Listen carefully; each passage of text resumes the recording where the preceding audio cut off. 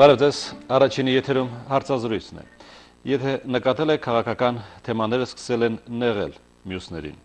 Այս օրերին ինչ-որ չափով դա օբյեկտիվ է։ Մենք այսօր կփորձենք վերադառնալ մշակութային մի թեմայի, որի մասին հաճախակի է խոսվում։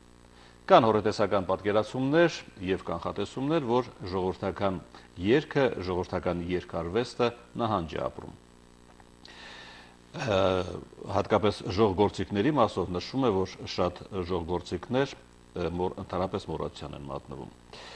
Իմ հյուրն այսօր երգչուհի, հանրապետության վաստակավոր արտիստ, Նազանի անսամբլի գեղարվեստական ղեկավար Արուստ Գուլանյանն է։ Բարև ձեզ։ Բարև ձեզ։ Սկսենք հորետեսությունից, բայց այդ մասին շատ է խոսում, թեման շատ է շոշափվել, որ ժողովրդական երգը, իսկ մենք շատ հարուստ ժառանգություն ունենք, այսօր ստվերում է և անտեսված է։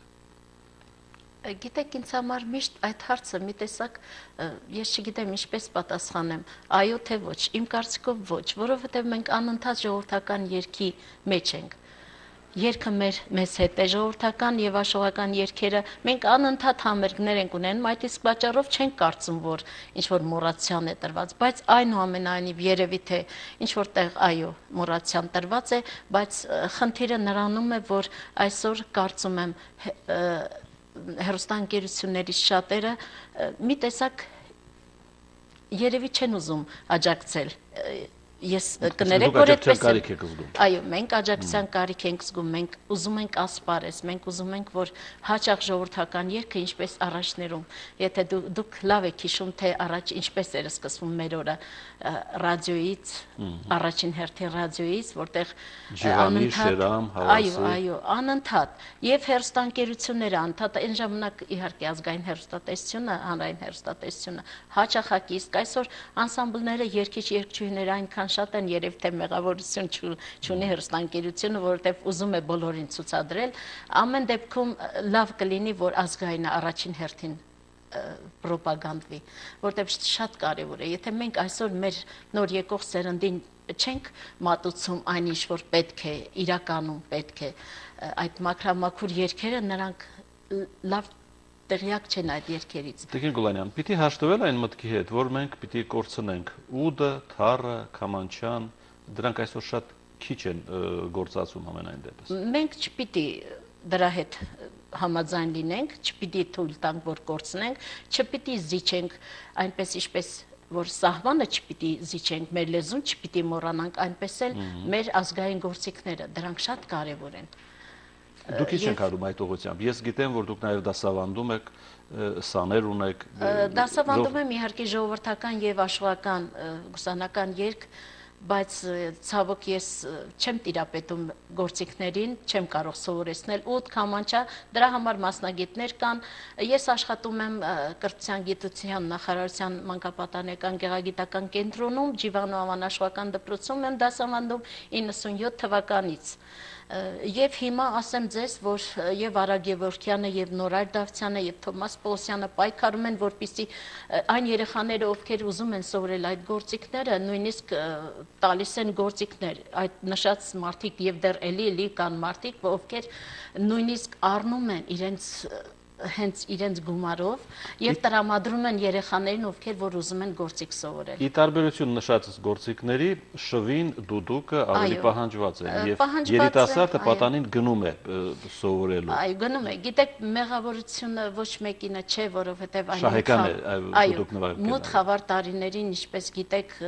աշխատանք չկար եւ մեր լավագույն երաժիշտները, մեծ մասը երաժիշտներից թողեցին Հայաստանը գնացին, իսկ մնացածը չուզեցավ, մյուսները մեծացան, տարիքով են արդեն չեն կարողանում սովորեցնել։ Մենք այսօր մասնագետների խնդիր ունենք, կան մասնագետներ, կան լավ մասնագետներ, բայց նրանք այնքան զբաղված են, որ կարծում եմ, ես շատ հաճախ զրուցել եմ, հենց երբ աշխատում էի Սայաթնով աշխողական երգի անսամբլում, 8 տարի առաջ Վարդան Բաղդասարյանը հաճախ ուզում էր որ սովորեցներ, օրինակ ինքը կամ Անչարներ կամ Արտեմ Խաչատուրը թառահար, բայց նրանք ժամանակ չունեն, այնքան զբաղված են, որտեղ նրանց դերը շատ կարևոր է ավելի ժողովրդիկների անսամբլը ղեկավարում, մի խոսքով ամեն ինչ անում են, բայց սովորեցնելու հարցում կան իհարկե երաժշտական դպրոցներ։ Պատանիներին մեղադրել էլ չի լինի, թե ինչու չեն ձգտում թառի կամ ինչու չեն ձգտում, որովհետև ժամանակին ժողովրդիկների անսամբլները այն ժամանակ կար ինքնագործ անսամբլներ, դրանք բոլորը վերացան, դրանից պիտի սովորել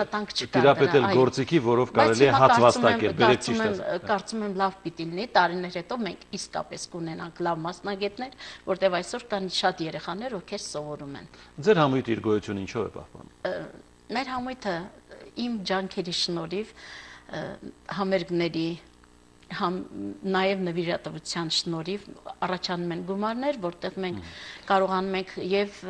ձայնագրություններ անել եւ տեսահոլովակներ։ Հանդիսատեսն է որոշում ձեր համույթը պիտի գոյություն ունենա թե փառք, որ այսօր հանդիսատես մենք ունենք եւ շնորհակալ եմ բոլոր նրանց, ովքեր որ գալիս են եւ արժևորում մեր այդ համերգները։ Ժողովրդական երկի պահանջարկը կա, դուք վստահ եք այստեղ։ Կա եւ հետզհետե աճում է, որովհետեւ իսկապես ինչքան էլ որ մարդը ձգտի այսօր Եվրոպա կամ, չգիտեմ, ամեն դեպքում ազգայինը իր պահանջը ունի։ Ազգայինը մարդու հոգում բուն դրած կա այդ ազգայինը եւ մարդը ինչքան էլ հատկապես տարիքով մարդիկ եւ հատկապես 30 անց տարիքի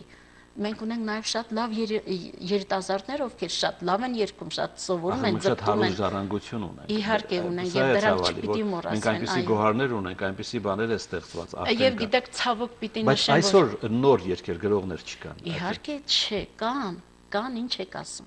Մենք շատ աշուղներ ենք, կա աշուղների միություն։ Դա հարապարակում չի, դա արդեն համընդհանուր օգտագործման տիրույթում չի։ Դա է։ Դե դրա համար եմ դրա փոխարեն անճաշակություն ես կարող եմ մատնանշել, ինչքան շատ անճաշակ կա, ցավոք դա էլ կա, բայց եթե մարդը ուզում է, որ շատ է ուզում, որ ժողովրդական կամ աշուղական երգ լսի, իսկապես լավ աշուղներն են, ովքեր շատ լավ են գրում։ Ժամանակակից։ Այո, ժամանակակից Գևորգ Գրիգորյան, Հայկազունի, Գուլսան Հայկազուն, Աշուղ Լեյլի, Աշուղ Նազելի, Մխիթար Քեթյան այնքան շատ են, Աստղանուշ շատ գեղեցիկ գրում է։ Եվ ասեմ, որ տարիներ առաջ, երբ Սայաթնովա մրցանակաբաշխությունը եղավ համահայկական, իմ երգերից իմ կատարմամբ Աշուղ Լեյլի երգը, Մխիթար Քեթյանի երգը, դրանք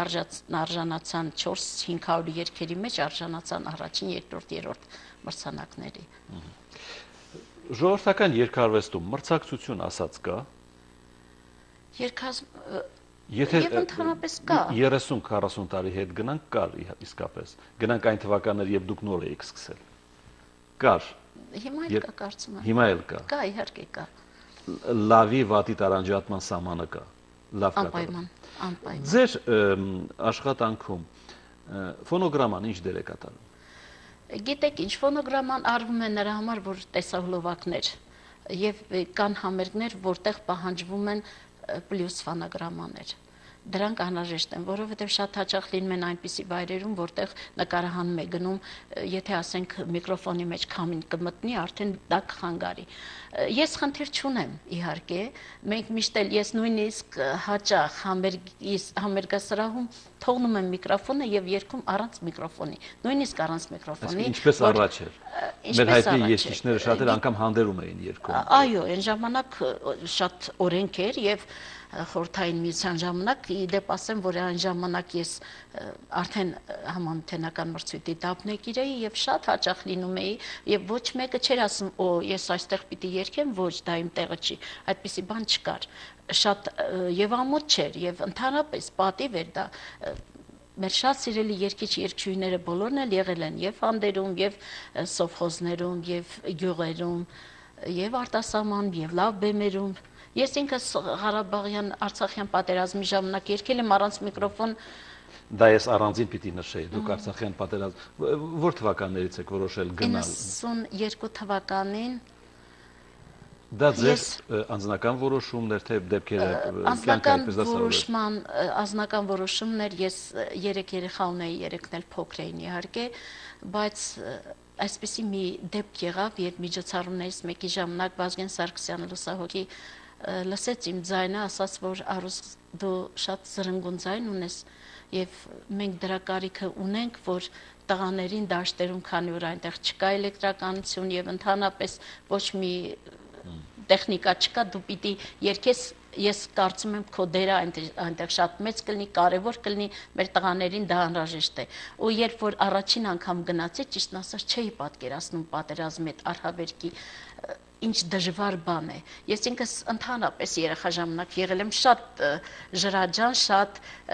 համարձակ եւ տղաների հետ անընդհատ այդ խաղերը խաղում ենք ու միշտ ինձ ասում էի, Երանի կռիվ ինչ որ բան լիներ, պատերազմ լիներ, ես կգնայի, կկրակեի, այսպես, բայց պատերազմի ընթացքում ես այդ ժամանակ հասկացա, երբ ռմբակոծման տակ էինք, ինչ դժվար բան է։ Աստված որ այլևս ոչ ոք ընդհանրապես չտեսնի ինչ բան է պատերազմ, բայց ասեմ ձեզ երրորդ օրվանից արդեն ես մի տեսակ շատ զայրույթով լցվեցի թշնամու նկատմամբ ու ինչքան հնարավորություն ունեի մեր տղաներին քաջալերում էի ու ասելով դե ոտքի ելեք ով հայոց քաջեր, ասկյար չփղծե մեր սուրբ խաչքարեր, թող ցեղերն այդ բիրտ ու թափառական սարսափով թողնեն հողը հայկական եւ գիտեք 1500 հոգի երբ մաղավուզի դաշտում այդ կադրերը կան իհարկե մի անգամից վեր կացան, ես հենց հիմա էլ երբ հիշում եմ, փշաքաղվում եմ, տեսեք ինչ նշանակություն ունի հայ երկի ուժը, ինչքան մեծ է։ Շատ կարևոր աշխատանք է դա համարվում, զինվորին ոգևորել, խրամատում։ Եվ հիմա էլ եթե մենք մեր հանդիսատեսը գալիս դահլիճում ինքը 2 ժամ մոռանում է այդ հոգսերի մասին, ինչու՞ չէ մենք չպահենք մեր երկերը։ Ես որպես մանկավարժ եմ ձեզ արդեն հարցնում, ինչու այն գիգանտ, այն հսկա հարստությունը, որի խորագիրն է Կոմիտաս, մենք էլի չենք կարողանում լիարժեքորեն օգտագործել։ Չգիտեմ տերմինը ճիշտ եմ գիտեք, դարձյալ պիտի ասենք ոչ թե մենք չենք կարողանում, այլ մենք պահում ենք, մենք աշխատում ենք ամեն ինչ անել։ Բայց ես չգիտեմ ինչու, օրինակ երկերկրոց ծրագիրը շատ հետաքրքիր է եւ կարծում եմ շատ բոլորն էլ համաձայն են, բոլորը սպասում են այդ Կոմիտասի մասին ես ինչու հիշեցի, որովհետեւ շատ թույլ ընկալում կա, որ Կոմիտասը պիտի եղեռնի կամ սգո խորհրդանիշ միայն ընկալվի, բայց ինչքան հրաշալի եւ կենսուրախ մշակումներ ունի Կոմիտասը, որը մեր հարսանեկան այդ երկերից, խաղեկներից մշակումները այնքան շատ են եղել, որ ուղղակի ես չգիտեմ ինչու հատկապես Կոմիտասից մեր առաջներում հատկապես երկվում էր ավելի շատ տխուր դանդաղ երգերը, բայց երկներ նաեւ ինչու՞ չէ մեր դռանը խնկի ծար գյուլում ջան, այդ շատ այդպիսի երգեր կա։ Կոչումներին ինչպես եք վերաբերում։ Նորմալ։ Գիտեք, կներեք, որ պիտի ասեմ, կոչումը չէ, որ պիտի զարդարե մարդուն։ Ժողովուրդը ամեն ինչ հասկանում է, շատ լավ է հասկանում մեր ժողովուրդը։ Հասկանում է եւ լավը, եւ վատը, եւ կոչումները, ովքեր հենց այնպես են ստացել, ովքեր որ իսկապես դրան արժանի են։ Մի անգամ առիթ եղավ, երբ պատահաբար սխալմամբ հայտարարեցին, թե այժմ ելույթ կունենա վաստակավոր արտիստուհի Արուս Գուլանյանը, ես այսպես միկրոֆոնը ձեռքս ժպիտով դուրս եկա, ես ասում եմ, որ